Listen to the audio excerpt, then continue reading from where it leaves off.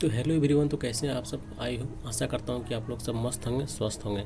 तो आज आज के लिए आपके लिए बहुत ही अच्छी वैकेंसी आई हुई है, ठीक है, जो कि सीसीएल तरफ से आया हुआ है, सेंट्रल कोलफील्ड लिमिटेड की तरफ से, जो कि आपका झारखंड रांची से ये वैकेंसी आया हुआ है। एक तरह से पूरी तरह से देखिएगा तो ये अप्रेंटिस टाइप का है, ठीक है। ये देखिए, है ना, ये अप्रेंटिस टाइप का टोटल वैकेंसी है। जो जो कैंडिडेट अभी फ़िलहाल में पास हुए हैं उनके लिए बहुत गोल्डन अपॉर्चुनिटी है अप्रेंटिसशिप करने का, ठीक है। तो चलिए हम लोग वन बाय वन करके समझते हैं कि कौन से पोस्ट के लिए वैकेंसी आई हुई है ना। ये फ़िलहाल जो ये वैकेंसी मेजॉरिटी पोर्शन ऑफ जो आईटीआई कैंडिडेट्स हैं उनके लिए बहुत ही बेहतरीन अपॉर्चुनिटी है, ठीक है। तो उनके लिए बहुत ही अच्छा मौका है कि इस बार अपना अप्रेंटिसशिप कर लें, 1 साल का है, ठीक है, कर लें। देखिए टोटल नंबर ऑफ़ सीट्स जो है ना इसमें करीब 1180 सीट्स हैं टोटल, ठीक। आपको दिख रहा होगा कि टोटल नंबर ऑफ़ सीट है 1180। इसमें जो एलिजिबल होंगे, आपका डिप्लोमा भी है, बीटेक भी है, देख रहे हैं ना, डिप्लोमा है, बीटेक है, और साथ में साथ देखिएगा तो आईटीआई भी है, आईटीआई है, 10th भी है, 12th भी है, डिप्लोमा भी है और बीटेक भी है। मतलब ऑल ओवर देखिएगा तो जितने भी टेक्निकल पोर्शन होते हैं, टेक्निकल डिपार्टमेंट होते हैं, इसमें सारे ये वैकेंसी आए हुए हैं, ठीक है। तो चलिए हम लोग वन बाय वन करके देखते हैं कि हर कौन कौन से पोस्ट आए हुए हैं, ठीक है, अब कितने नंबर ऑफ़ सीट्स हैं। तो ये देखिए फ्रेंड्स, देखिएगा कि ये देखिए इलेक्ट्रीशियन में टोटल नंबर ऑफ़ सीट्स कितने हैं। इलेक्ट्रीशियन में टोटल नंबर ऑफ़ सीट्स आपको देखिएगा तो इसमें देखिए 300 है। कितने हैं? 300 इलेक्ट्रीशियन में टोटल आपका नंबर ऑफ़ सीट्स हैं, ये देखिए, है ना। टोटल नंबर ऑफ़ सीट्स कितने हैं? 300 है। जिसमें फीटर है, फीटर का भी आपका इसमें 150 सीट है। मैकेनिक डीजल में आपका 35 नंबर ऑफ़ सीट्स है। वेल्डर में आपका 15 नंबर ऑफ़ सीट्स है। ये टोटल जो आपको इसका ड्यूरेशन पीरियड रहेगा 1 ईयर रहेगा, ठीक है। ड्यूरेशन पीरियड आप देख रहे हैं ये 1 ईयर का है, सब में सारे में 1 ईयर का है, ठीक है। ये बेसिकली आईटीआई जो कैंडिडेट हैं उनके लिए बहुत ही बेहतरीन अपॉर्चुनिटी है, ठीक है। इसके लिए ज़्यादा कुछ क्वालिफिकेशन नहीं मांगा गया है, आपके पास 10th होना कंपलसरी है। साथ में साथ आपका इलेक्ट्रिशियन ट्रेड में आईटीआई का सर्टिफिकेट होना जरूरी है। मतलब 10th और आईटीआई आपके पास है, आप किए हुए हैं 10th और आईटीआई, तो ऑब्वियसली इस फॉर्म को आप फिल करें, ठीक है। और एक नया अपॉर्चुनिटी 1 साल के लिए आप ज्वाइनिंग कर सकते हैं, जिसमें देखिए आपको जो मंथली स्टाइपेंड मिलेगा, मंथली स्टाइपेंड आपको इसमें 7,000 है, ठीक है। जितने भी आईटीआई के ग्रेड के जितने भी जॉब्स इसमें आपको वैकेंसी है, जैसे देखिए इलेक्ट्रिशियन हो गया, फिटर हो गया, मैकेनिक डीजल हो गया, वेल्डर हो गया, चाहे कंप्यूटर ऑपरेटर एवं प्रोग्रामिंग हो गया, ये सारे जितने हैं सारे में आपका 700 रहने वाले हैं, 7,000 रहने वाले हैं, ठीक है। तो आइए हम लोग नेक्स्ट देखते हैं। ये देखिए और क्या है, कंप्यूटर ऑपरेटर एवं प्रोग्रामिंग सहायक है, सहयोगी कानूनी सहायक है। इसमें सिर्फ इसमें ये जो है ना सहयोगी कानूनी सहायक और हेल्थ सैनिटरी इंस्पेक्टर, इसमें जो आपका नंबर ऑफ़ सीट्स है इसमें 5 है दोनों में, ठीक है। लेकिन इसका ड्यूरेशन पीरियड जो है 1 ईयर का है। इसमें जो आपको क्वालिफिकेशन मांगा गया है एलएलबी मांगा गया है ना, देख लीजिए। इसमें जो आपका क्वालिफिकेशन मांगा गया है एलएलबी मांगा गया है ना, एलएलबी मांगा गया है। और इसमें जो हेल्थ इंस्पेक्टर है ना, हेल्थ इंस्पेक्टर में आपका मांगा गया क्या, हेल्थ इंस्पेक्टर में आपका 10th पास होना ही चाहिए। साथ में साथ सैनिटरी इंस्पेक्टर ट्रेड में एनसीबीटी मतलब 10th पास, 10th प्लस आईटीआई का सर्टिफिकेट इसमें आपको मांगा गया है। तो चलिए, और इसमें देखिए ये जो होगा ना, ये आपका जो है वैकेंसी है, ये फ़िलहाल ये साथ में साथ आप इसमें आरक्षण भी आपको मिलेगा कि 1/8/2028 को न्यूनतम 18 वर्ष और अधिकतम 27 वर्ष अनारक्षित वर्ग में है। आरक्षित सीटों के तहत SSC ST के लिए 5 साल की OBC 5 साल और OBC NCL के लिए 3 साल की छूट भी मिलेगी। और जो भी कैटेगराइज कर दिया गया, मतलब जो गवर्नमेंट तरफ से जो आपको छूट मिलती है आपको इसमें छूट भी आपको मिलेगी, ठीक है। अब अगर आप SC हैं ST हैं, SC ST हैं तो आपको 5 साल की छूट मिलेगी, ठीक है। अब SC ST हैं तो आपको 5 साल की छूट मिलेगी, ठीक है। और अगर OBC हैं आप तो आपको 3 साल की छूट मिलेगी। देखिए यहाँ पे है OBC हैं तो आपको 3 साल की छूट मिलेगी, और SC ST हैं तो आपको 5 साल की छूट मिलेगी, ठीक है। तो चलिए नेक्स्ट देखते हैं। नेक्स्ट क्या है, ये आपका क्या है, ये देखिए A में है, ठीक है।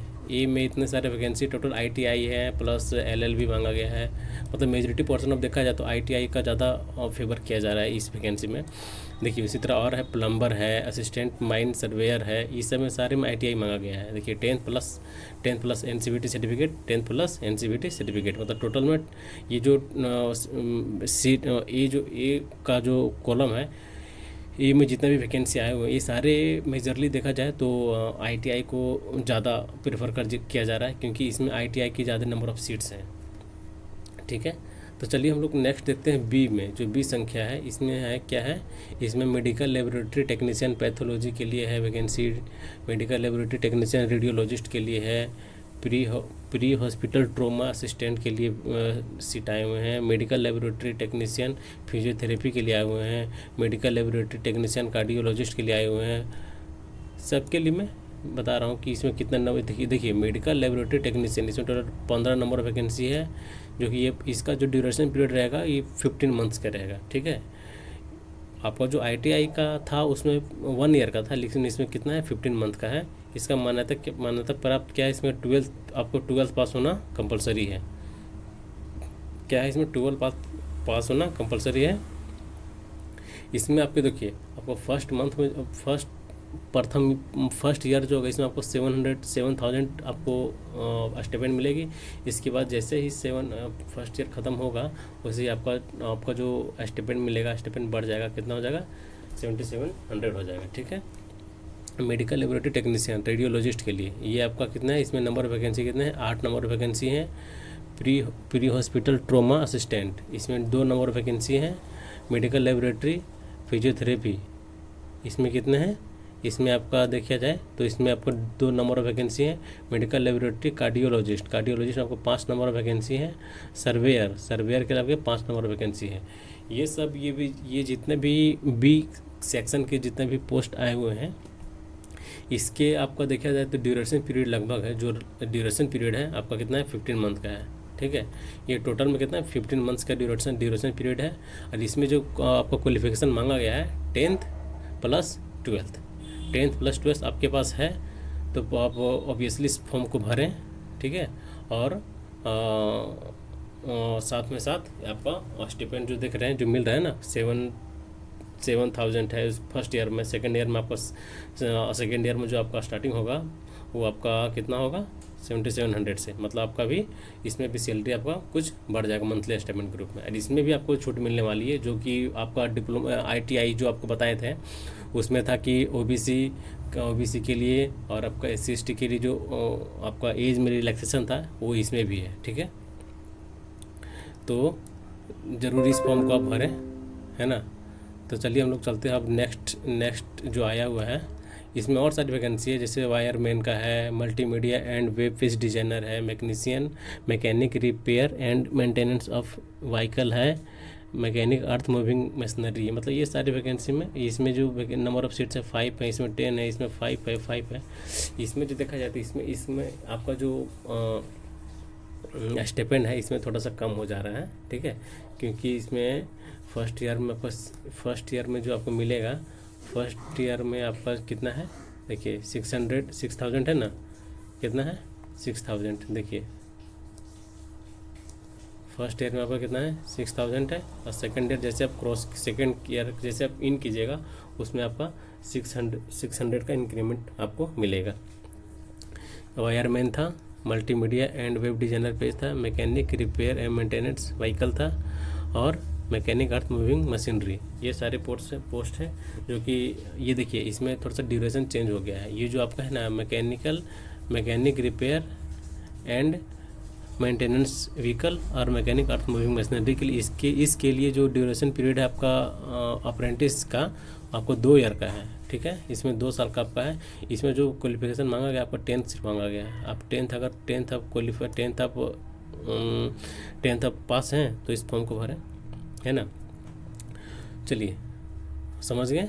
तो हम लोग अब नेक्स्ट पेज की ओर बढ़ते हैं। देखिए नेक्स्ट पेज में क्या है, देखिए सी सेक्शन में क्या है। इस सी सेक्शन में जो आपको दिया गया ये आपका डिप्लोमा से रिलेटेड है। इसमें कितना है, डिप्लोमा। अगर आप डिप्लोमा अगर माइनिंग से किए हैं, ठीक है, डिप्लोमा अगर आप माइनिंग से किए हैं, ठीक है, डिप्लोमा अगर आप माइनिंग से किए हैं तो ज़रूर इस फॉर्म को फिल करें। अगर डिप्लोमा आपका माइनिंग है, साथ में साथ आपका सिविल है, इलेक्ट्रिकल है, इलेक्ट्रॉनिक्स है, कंप्यूटर साइंस है, तो उस कैंडिडेट के लिए काफ़ी हेल्पफुल रहने वाला है। जैसे देखिए इसमें क्या है, देखिए खनन माइनिंग इंजीनियरिंग में टोटल कितना नंबर ऑफ सीट्स 180 है। ड्यूरेशन ऑफ पीरियड 1 ईयर है। डिप्लोमा इन माइनिंग इंजीनियरिंग है ना, दिख रहा है अपना, डिप्लोमा इन माइनिंग इंजीनियरिंग है। इसमें टोटल नंबर ऑफ सीट कितना 180 है। टोटल नंबर ऑफ सीट कितना है 180 है। और दूसरा देखिए इंजीनियरिंग गैर खनन, मतलब माइनिंग के अलावा और क्या है, अगर आपके पास इलेक्ट्रिकल इंजीनियरिंग है, मैकेनिकल इंजीनियरिंग है, सिविल इंजीनियरिंग है, कंप्यूटर साइंस है, इलेक्ट्रॉनिक्स एंड कम्युनिकेशन इंजीनियरिंग है आपके पास, तो इस फॉर्म को भर सकते हैं। इसमें टोटल नंबर ऑफ सीट कितना है 200, देख रहे हैं ना, टोटल नंबर ऑफ सीट्स कितने हैं 200। और इसमें इसका जो स्टाइपेंड मिलने वाला है, इसका जो स्टाइपेंड आपको मिलने वाला है वो कितना है 8000, ठीक है। पर मंथ आपको जो स्टाइपेंड मिलेगा 8000 मिलेगा डिप्लोमा होल्डर के कैंडिडेट्स के लिए, ठीक है। ये देखते हैं सेकंड जो है खनन इंजीनियरिंग का और है। इसमें भी तो इसमें कितना है 30 पोस्ट है, 1 साल का ड्यूरेशन पीरियड है, लेकिन ये बीटेक के लिए है। ये सारे थे किसने के लिए, डिप्लोमा के लिए। ये सारे किसके थे, डिप्लोमा के लिए थे। और ये जो है बीटेक के लिए, देखिए यहाँ लिख दिया ग्रेजुएट, ठीक है। अगर आप माइनिंग से अगर आप बीटेक किए हुए हैं, ठीक है, अगर आप पास 4th ईयर में हैं तो ऑब्वियसली इस फॉर्म को भरें आप, क्योंकि इसमें आपको कॉलेज भी कंप्लीट एटलीस्ट हो जाएगा और उसके साथ साथ आप कर लीजिएगा अप्रेंटिसशिप भी, तो आपके लिए एक बेहतर अपॉर्चुनिटी बन जाएगी, ठीक है। तो ये देखिए माइनिंग इंजीनियरिंग के लिए कितना है 30 नंबर ऑफ सीट्स है, जिसमें 1 साल का आपका ड्यूरेशन पीरियड है, ठीक है, 1 साल का आपको ड्यूरेशन पीरियड है। और बीटेक इसमें एलिजिबल है।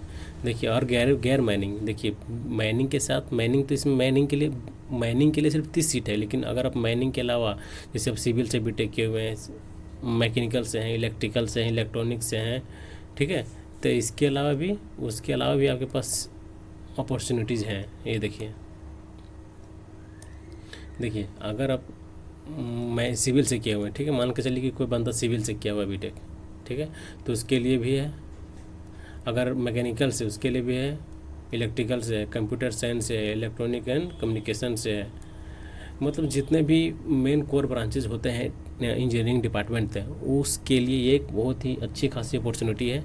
आप इस फॉर्म को भरें और एक बेसिक आपको स्टाइपेंड मिलेगा, जिससे आप आराम से कर सकते हैं, ठीक है। आइए नेक्स्ट स्लाइड में देखते हैं और क्या दिया हुआ है। देखिए गैर खनन इंजीनियरिंग बीकॉम, अगर आप ये देखिए आपका गैर खनन इंजीनियरिंग बीकॉम, इसमें क्या बीकॉम मांगा गया है, ठीक है, बीकॉम के लिए है। इसमें 30 नंबर ऑफ सीट्स है, 1 साल इसका ड्यूरेशन पीरियड है। इसका भी 9,000 इसका स्टिपेंड है, ठीक है। इसमें देखिए इसमें 20 नंबर ऑफ सीट्स है, कुछ सीट्स है ना इसमें 20 नंबर है। गैर खनन इंजीनियरिंग BBA MBCA, ठीक है। इसके बाद नेक्स्ट देखिए क्या है, नेक्स्ट जो आपका है ना गैर खनन इंजीनियरिंग मेडिकल नर्सिंग, ये नर्सिंग के लिए भी है। इसमें टोटल नंबर ऑफ सीट्स कितने हैं 28 हैं। कितने हैं टोटल नंबर ऑफ सीट्स कितने 28 हैं। 1 साल इसका ड्यूरेशन पीरियड है, लेकिन इसमें जो मांगा गया है BSc इन नर्सिंग। अगर BSc आप नर्सिंग से किए हुए हैं तो इससे आप फॉर्म को फिल कर सकते हैं, ठीक है। देखिए इसका जो लास्ट डेट है आपको फॉर्म फिलिंग का, लास्ट डेट आपका फॉर्म फिलिंग का कब है, लास्ट डेट आपका जो फॉर्म फिलिंग का है आप देख रहे हैं, ये देखिए 24/10/2025, ठीक है, 24/10/2025 इसका लास्ट डेट है फॉर्म फिलिंग का। जितना जितना जल्दी चाहे तो इस फॉर्म को भर दें, ठीक है। देखिए स्टाइपेंड जो मिलेगा अभ्यर्थी को, चयनित अभ्यर्थी को नियमानुसार निर्धारित दर से स्टाइपेंड का भुगतान किया जाएगा। स्टाइपेंड की दर भारत सरकार के गजेटेड नोटिफिकेशन 686E दिनांक 25/9/2019 के आधार पर, मतलब जो 2019 में जो अपॉइंटमेंट हुआ था आपका स्टाइपेंड को लेकर, ठीक है, तो उसके अकॉर्डिंग आपको स्टाइपेंड मिलने वाला है, ठीक है। तो और इसका लास्ट डेट आप तो देख ही लें कि लास्ट डेट कब है, 24/10/2025। बहुत ही टाइम थोड़ा सा कम है, इसलिए आप चाहें तो जल्दी इस फॉर्म को भर दें, ठीक है।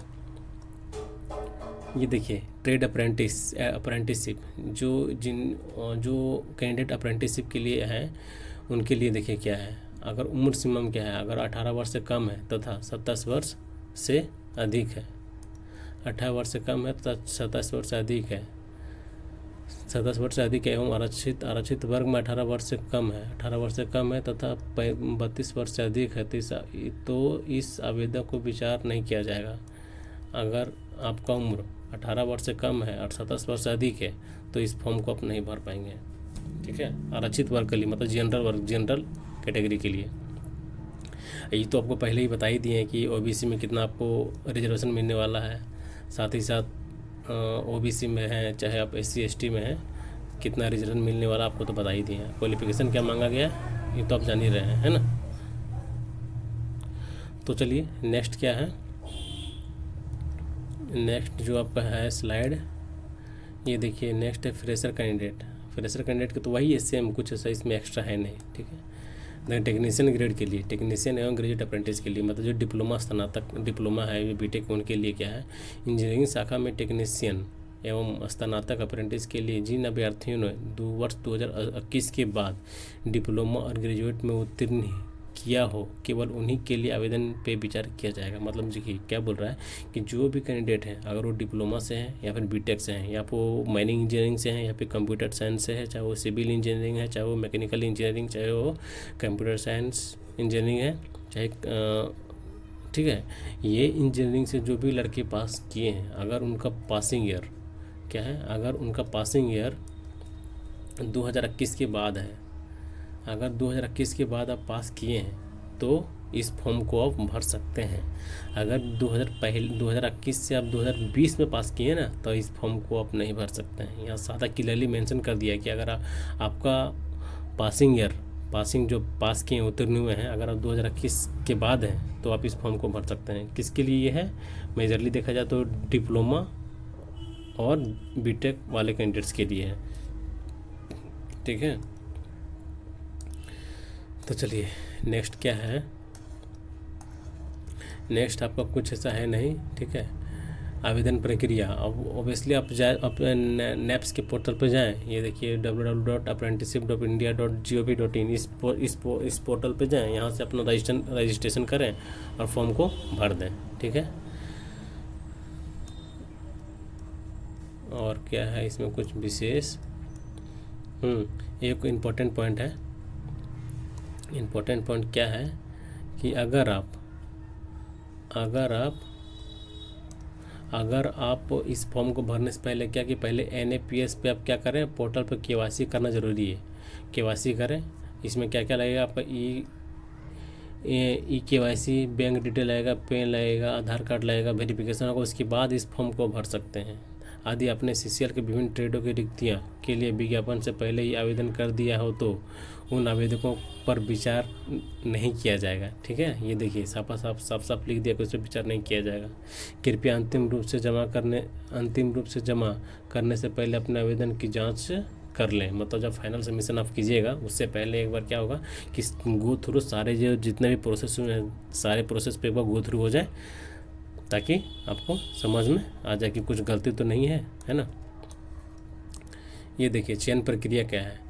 चयन प्रक्रिया क्या है, इसमें आपका क्या कि चयन प्रक्रिया में सिर्फ उन्हीं अभ्यर्थी के आवेदन पर विचार किया जाएगा जिन्होंने 24/10/2025 तक NAPS पोर्टल पर तथा NATS के पोर्टल पर सीसीएल के लिए आवेदन किया हो तथा जिन्होंने इसके पूर्व किसी अन्य संस्थान में अप्रेंटिसशिप प्रशिक्षण प्राप्त नहीं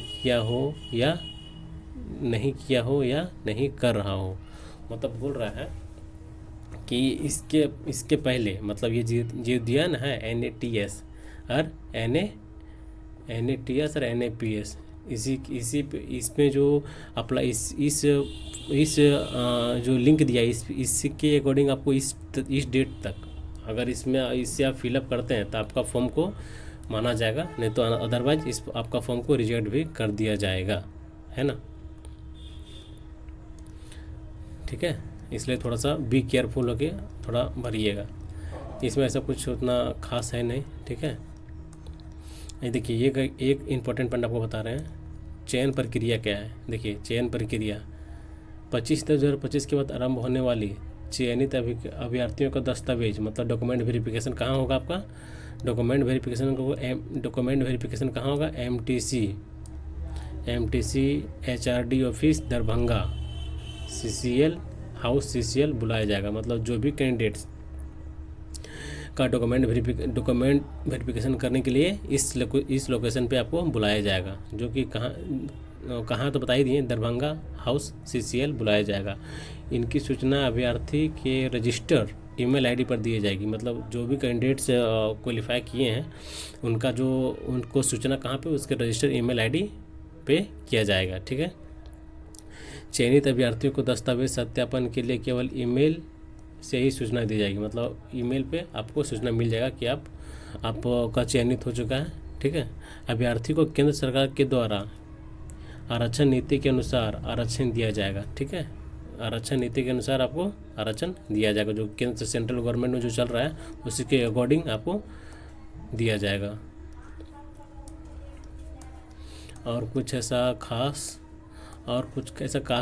कुछ आप खास रहा नहीं बस। ठीक है, इसलिए ज़्यादा से ज़्यादा इस फॉर्म को आप लोग फिल करें। ठीक है, जो भी कैंडिडेट है फिलहाल में अगर डिप्लोमा है चाहे बीटेक है, अगर आप 2021 के बाद पास आउट हैं, ठीक है, तो इस फॉर्म को फिलअप करें और 1 साल का फिलहाल जो स्टेप 1 साल का जो आपका अप्रेंटिसशिप पीरियड होता है उसे आप कर लें, ताकि कहीं ना कहीं ज़रूर आने वाला समय में आपको उस सर्टिफिकेट को दिखाने का मौका मिलेगा और कुछ पॉइंट ज़रूर आपको बनेंगे। ठीक है, इसलिए इस फॉर्म को भर दें। तो आज की वीडियो में यहीं पे समाप्त करता हूँ। नमस्कार दोस्तों। ठीक है, नमस्कार।